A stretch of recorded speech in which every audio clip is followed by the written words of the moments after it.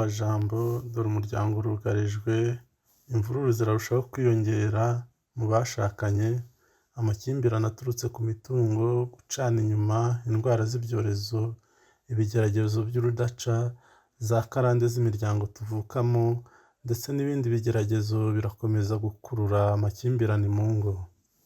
Mubyeyi, tuje tukugana ngo udusabire Yezu wazutse adutabare, tabara imiryango yacu, aduhe kwakira ibitugora, maze mu mpuhwe ze adukize ibyo byose bituma tujya kure y'urukundo rw'Imana.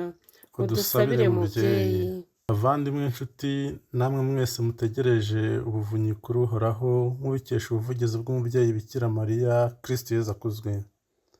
Kominote ya Emmanuel inejejwe no kongera kubatumira muri rya sengesho ngarukakwezi rya Noveni dukora ku wa gatandatu w'imboneka, dusabira umuryango, tukawutura mu mutima utagira inenge wa Bikira Mariya, tunisunze kandi ubuvugizi bw'umuryango wa Sipiriyani Rugamba na Daforoza n'abana bapfanye.